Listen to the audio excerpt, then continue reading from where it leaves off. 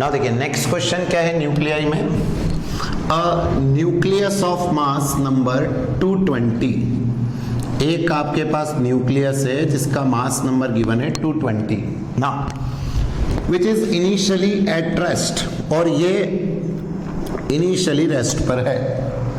What it does, it emit an alpha particle, और इसमें से एक निकल गया अल्फा पार्टिकल, एक अल्फा पार्टिकल इसमें से निकल गया। तो बताइए जो बचेगा, जिसको आप कहते हैं डॉटर न्यूक्लियस, क्या उसका मास 216 होगा क्या? आप कहो क्यों? सर इसका था 220, अल्फा गया, अल्फा क्या हमने पढ़ा है हीलियम 24 होता है।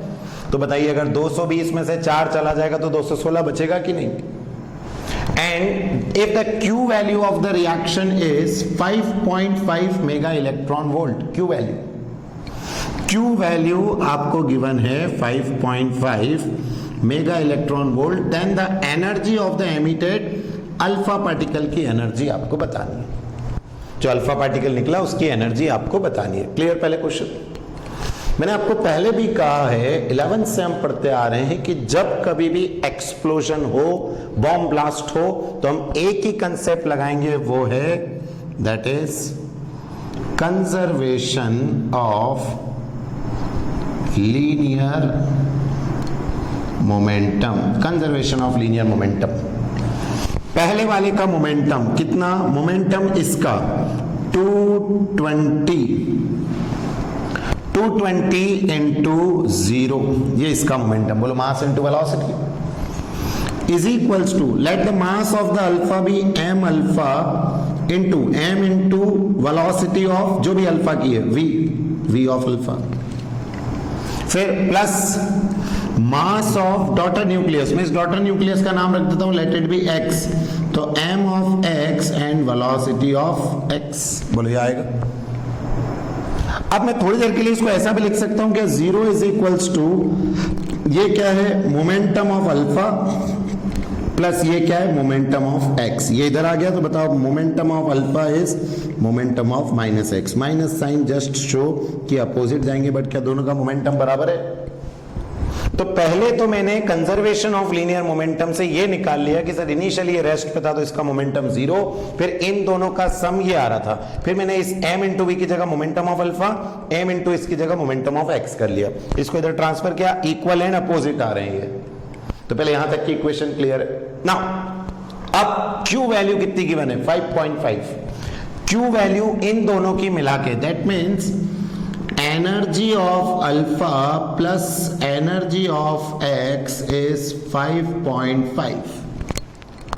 Q वैल्यू का मतलब क्या होता है? जो एनर्जी निकली वो इन दोनों में आई, तो इन दोनों की एनर्जी ही तो Q वैल्यू के बराबर होगी। तो आपको क्लियर है आंसर? Q वैल्यू मतलब इन दोनों की एनर्जी का सम। जो इसमें काइनेटिक एनर्जी जो भी XYZ है यही होती है, इनमें तो काइनेटिक एनर्जी, तो ये जो है वो Q वैल्यू के बराबर रहेगी। इनिशियली क्योंकि बताओ ये रेस्ट पर थी, तो इनिशियल एनर्जी काइनेटिक कितनी हुई? 0, और फिर जो एनर्जी निकली वही तो इसकी काइनेटिक एनर्जी बनेगी। तो अब बताएं एनर्जी ऑफ अल्फा की जगह मैं क्या लिख सकता हूं? क्या आपने 11 में एक फॉर्मूला पढ़ा है क्या? Kinetic energy is p² 2m। ध्यान रखना एनर्जी काइनेटिक ही है, E of alpha, E of x is kinetic energy of alpha और x. And now kinetic energy का फॉर्मूला है p² 2m, तो मैं इसकी जगह लिखूंगा p of alpha square by 2m alpha plus p of x square by 2m x is equals to 5.5। बोलो ये इक्वेशन बनती है आंसर अल्फा, ये एक्स और ये इक्वेशन। अब क्या px और p अल्फा बराबर हैं? तो मैं इन दोनों की जगह अल्फा अल्फा लिख सकता हूं।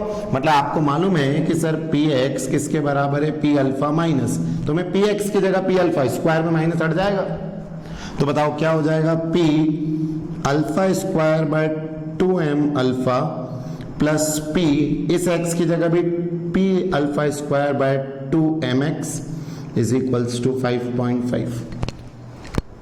इनमें से p alpha square by 2 common कर ले, क्या बन जाएगा?